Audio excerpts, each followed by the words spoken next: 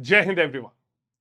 You might have seen in movies or sometimes in some animated movies that some animated creature like an animal would have been securing, would have been safeguarding an entire country.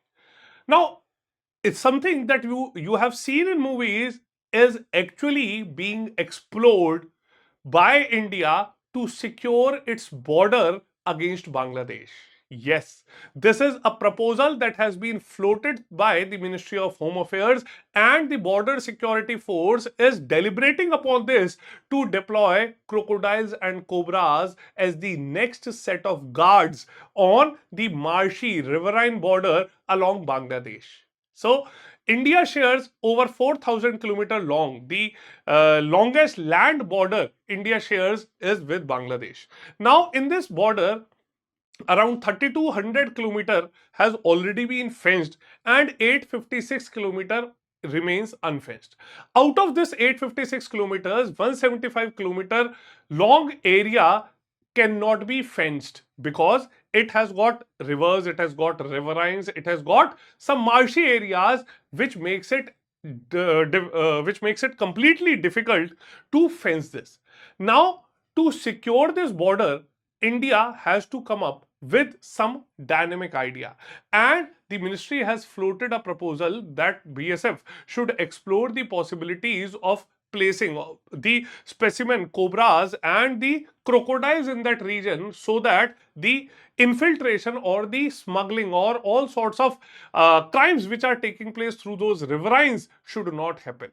Now, this 175-kilometer long area is now a heaven for smugglers, is now a highway for infiltrators. They are the ones who are infiltrating into this entire Indian territory, and they are making hell in the bordering areas. So the government of India has now planned, now they have discussed, and this has been discussed in a high level meeting that had taken place over February and March 2026, whether India BSF should deploy crocodiles as well as the king cobras in this region so as to secure the boundaries in this region. Now, moving ahead, in this session, we would be discussing what all are the historic perspective, what all issues have previously been taken, what all solutions have been executed to counter this infiltration and the crimes that have been taking place against the Indian land. Okay. Now, when we move on to the historically, okay, we have seen that this region, okay, this entire problem came out of a flawed idea of the Redcliffe line. Cyril Redcliffe was a British lawyer who in 1947, in a time period of around 4 to 5 weeks, had drawn the entire India and the border of Pakistan, in this context, the border of India with East Pakistan within a time duration of around 4 or 5 weeks, even without visiting India. Okay, so that Redcliffe line actually cuts through the farms, villages, and even houses of some individuals. Okay, now the government of India has acknowledged this problem, and this was becoming a huge problem while the Indians were patrolling the border. Okay, there had been some inadvertent accidents wherein the Indians or the Bangladeshis had crossed over into the border of other countries, and this would create a huge diplomatic as well as a political situation in this country. Now, this situation was acknowledged, and in the 100th Constitution Amendment Act, around 166 enclaves were swapped between India and Bangladesh, and it had happened in 2015. Now, beyond 2015, we had been witnessing that places like Meghalaya and Assam, there are actually houses which are sitting on the zero line, and that area cannot be fenced.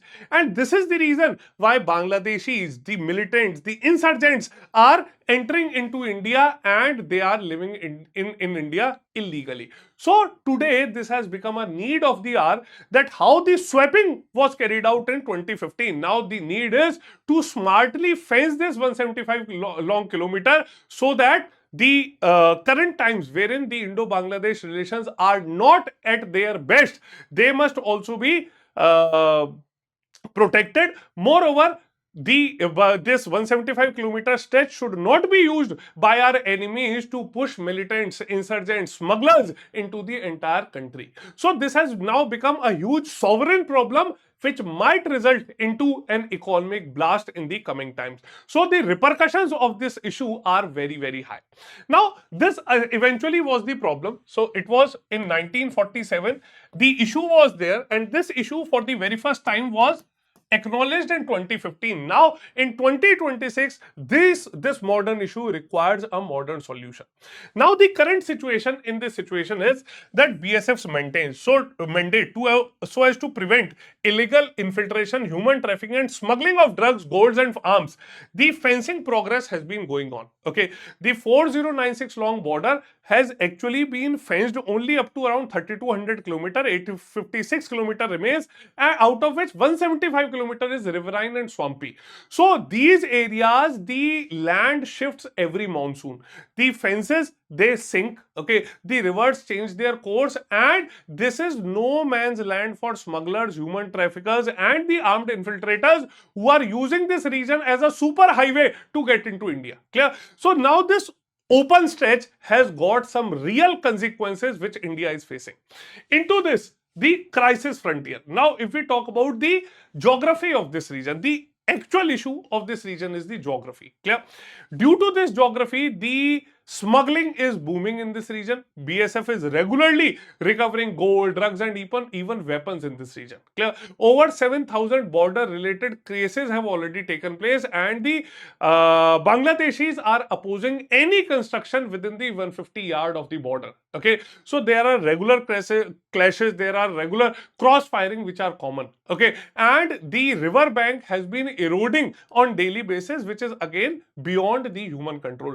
So we cannot build a wall. So what could be done? So there has been a very creative idea through the Ministry of Home Affairs, okay, and the Ministry of Home Affairs in a March 2026 official communication.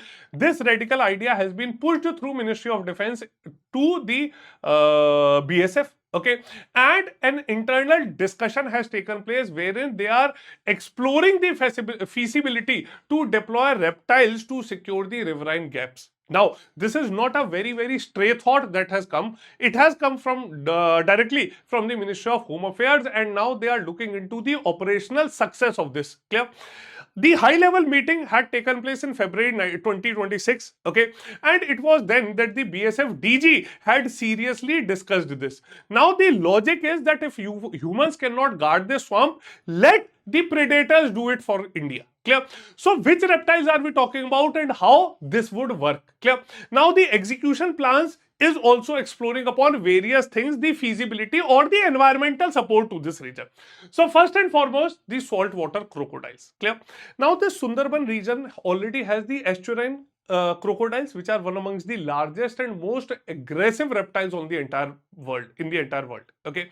Secondly, the king cobras are there. The king cobras and Indian cobras are naturally living in the abundance in these riverine belt. Okay, so the plan says that additional crocodiles and cobras must be dropped into the specific swampy stretches so that this area becomes a living minefield for the infiltrators.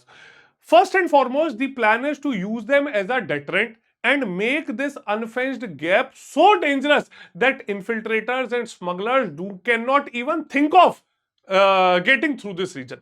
Now, this sounds very clever, but even inside the ministry and the BSF, the people are not fully convinced with this idea. Now, they are of the opinion that this has got pros as well as cons. Clear? First and foremost, the argument in favor. Okay, they say that it will have zero cost for maintenance. Clear? Which is quite relevant. Clear? It has got zero cost of maintenance, so nature will do it work naturally. Clear? Now this will have a leverage upon the natural ecology. So this is something which the ecology and environment are supporting in that region. Clear? The third is the high fear factor for criminals. So by and large, the only favor is that this will act as a deterrent. But there are some bigger arguments against this deployment. Okay, first and foremost is no targeting. Clear?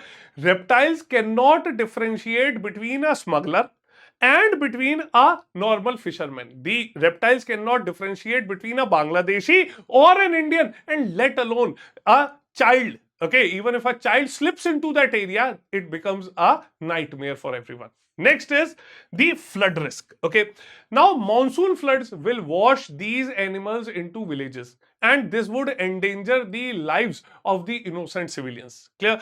Now the field commanders say this is unfeasible. Okay, now even the deployment is unfeasible because the crocodiles will simply swim away to a calmer water. Okay, any water region that is very disturbed, the crocodiles would not stay in that region. Clear? So ethical question, the moral question now comes up is, now do we have the right to weaponize animals? Now do we have the right to use the biology as a political tool, biology as a security defense tool against the enemies?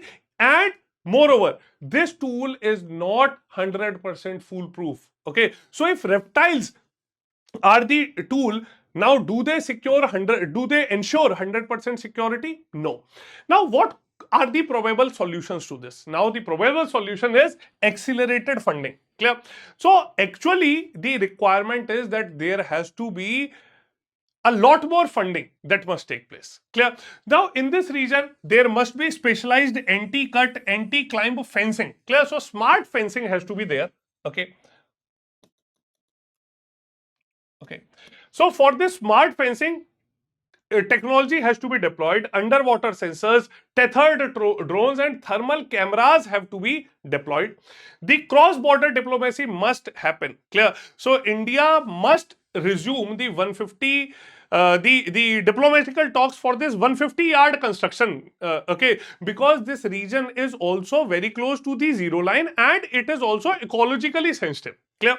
Next, the cross-border diplomacy. Lastly, resettlement and the accesses. Okay, if the government is planning to seriously fence this region, they must get in touch with the local population. Their resettlement, their relocation must be considered. Okay, and then only the border land must be freed up by the local people for security infrastructure. Clear? So there has to be a clear understanding in this region. Okay, that by and large the reptile proposal is again a short-term solution. Okay, so fulfilling this 175-kilometer gap, okay, is a real problem, but using crocodiles and snakes is not a strategy, it is more of a gimmick. Clear? It will shift the ecological risk onto the innocent villagers. The reptiles would not discriminate between Bangladeshis or Indians or the innocents or the smugglers, and it is basically being used as a deterrence, but this deterrence is more or less being used to avoid the hard work or onto the diplomats or using the modern technology. So real solution is smart fences, sensors and the cross-border diplomacy cooperation which must happen. Clear? We must understand that these Indian borders are not just some Jurassic Parks. Clear? They require political will, they require political funding and a humane security doctrine to ensure that the solution resolves the problem once and for all. So what is your take on this issue? Please do let me know in the comment section. Moreover, in case you are preparing for the civil services examination, then if you are an aspirant for 2027 exam, we are launching our batch on 7th of May. The benches are available in English, Hindi as well as English language. If you are aspiring for 2028, again the batches are available. Fully English batches, mix of Hindi and English, and Hindi batches are available. The 2027 program is priced at rupees 13,999. The 28 program is priced at 29,999. Moreover, you can use the code SRM Live to avail maximum discount. Clear? So what is your take on to this? Please do let me know. We'll see you all in the next session. Jai Hind.